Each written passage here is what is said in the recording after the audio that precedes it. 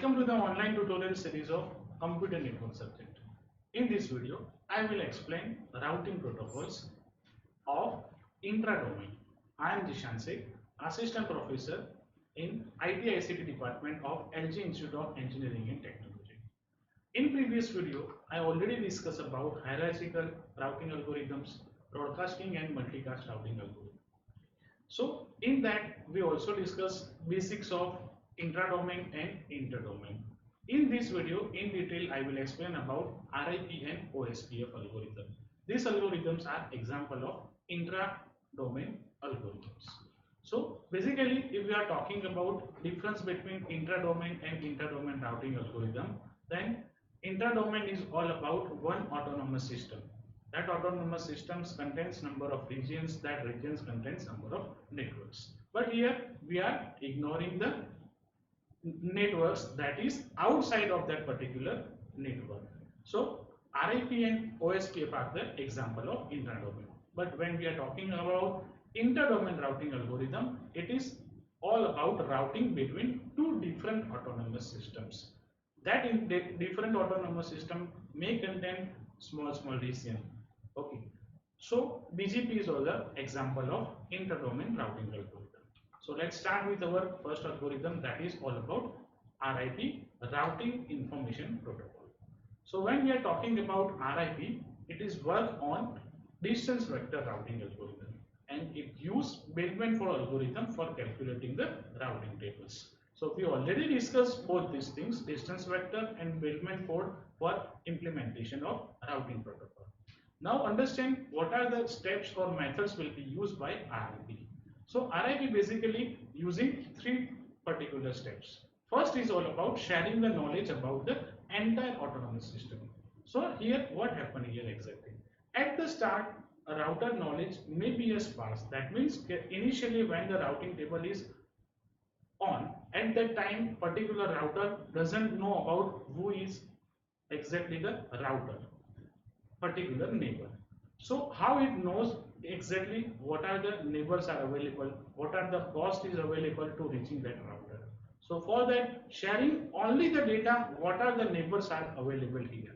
So second is all about sharing only with the neighbors. So it shares the data knowledge only about its neighbor, and that routing updated routing tables are shared with that neighbor. Now what are the particular routing tables are updated and time interval to share that data. So for that it use some specific amount of time. After that it will send that updated tables to the particular neighbors. So RIP is basically working on particular domain, that is on autonomous system. Then it shares only with its neighbor with some specific interval of time. Now how these particular steps are followed? So these steps are following in these algorithmic steps. So here routing table is updated on the receipt of RIP response message. When the response message is contained by particular router, then it will update the particular data items. So RIP contains basically two message types, response and request and response. So when it gets the response message, after that it will update this particular data item to neighbors. So these particular steps will be followed by any routing protocol that contains the RIP.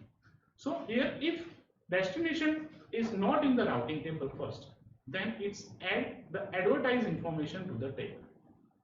Else, that means if it's having the particular neighbor information.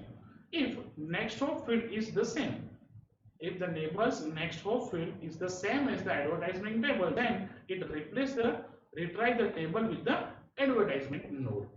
Otherwise, if it advertise the count is smaller than the one in the table, it replace the entry of routing table and return.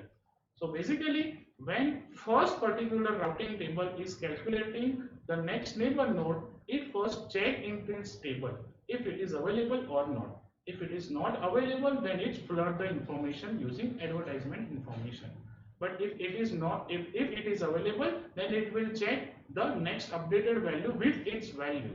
That value is smaller than the particular value, then it is accepted. Otherwise, it is rejected then. So we are the same process we performing in the distance vector we already discuss. Now we are understand the message format of RIP. So when we are talking about RIP header format, then command, version, reserve, family, then particular zeros, network address and distance are covered here. So here, what is the command field here? So command field contains 8 bits and this type is contains what are the message type is. It might be request or response. So if it is 1, then we have to understand that it is a request message format, otherwise consider it is a response message format. Next, that is all about version. So RIP having different version. So RIP version 1 is available, 2 is available. So what type of version is used by this packet format, that will be defined by version field. Next is family field. So it contains 16 bits. It defines the family of the protocol. So the upper layer, that is all about transport layer. So transport layer is using which particular protocol, that is defined by this particular family. If TCP/IP protocol is used, then value is our 2.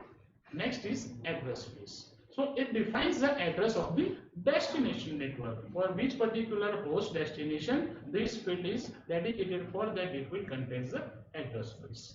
Last one is distance fields. So distance field is all about the hop count. So we know already that in the previous videos, when the router is dedicated to the particular destination, then we have to use the hop count. From how many jump it will reach to the particular destination, that distance will be here indicated, that the hop count to reaching the particular packets from one router to destination network. Now we are moving to the RIP message type. So basically it is divided into the 2 parts, request and response. So when we are talking about request and response message type, there is only one change is available. If we are talking about request message, then here network address field is available. Then if we are talking about request to all, then all zeros are available. So when we are talking about request for this particular destination, then we have to use your network address here.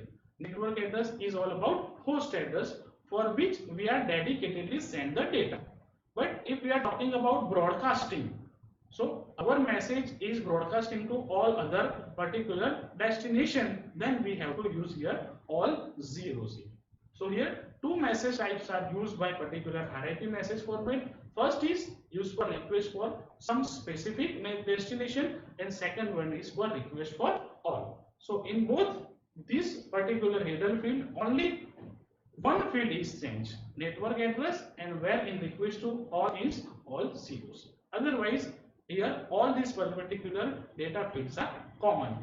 Here version field, reserve fields, family fields, all fields are same. Now we are moving to request and response. So when we are talking about request, then it's sent by a router that just has come up or from timeout.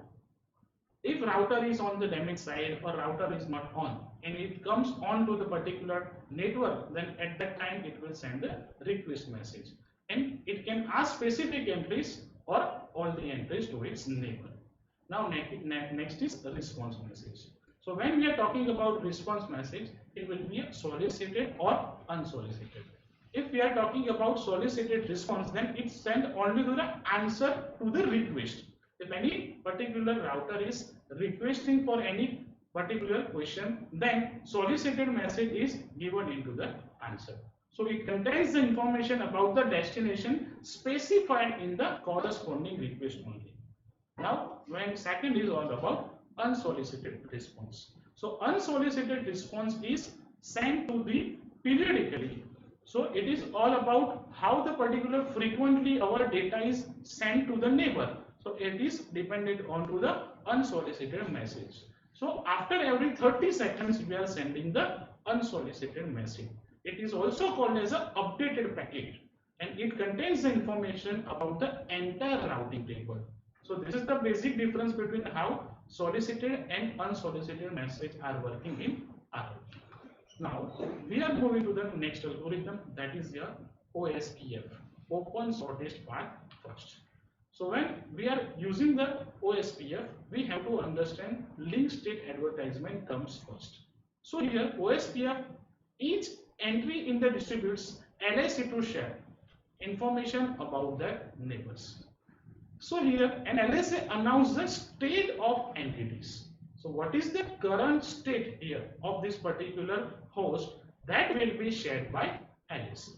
So LSA is divided into the 5 different categories: router link, network link, summary link to network, summary link to AS boundary router, and external links.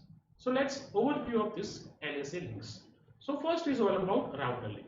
So if I are talking about router link, then number of routers are connected with each other. That will be a different types. That is point-to-point router connection, that at that time 2 routers are connected with each other directly. It might be, we can say that 2 routers are connected with another router and that link is shared by another router. That might be another type. But when we are talking about router link, it is all about the link between routers only. No other network or area will be used here. So router link is used to connect number of routers. That method will be a different thing here. Now next is all about network link. So here when we are talking about network link, our designated one router is used, and using that designated router, number of routers are connected with one network link. So for example, one designated router is available and that designated router connects 5 to 6 routers. So that different 5 to 6 routers are connected with central designated router with links. That is the example of network. Now next is summary link to network. So we already know in our autonomous systems different regions are available. Region 1, 2, 3, 4, it might be there. So if one region is sent to all the information to another region within the autonomous system, at that time we have to use summary link to network. Next is summary link to AS boundary router. So here in one autonomous system, different regions want to share that information to another autonomous system. So here that particular autonomous system having one boundary. Using that boundary, all the informations are come in and come out. So for that boundary router, we have to calculate one boundary. That boundary is telling that how that particular different regions are connected with particular different autonomous systems. So all the informations come in and come out through that particular router.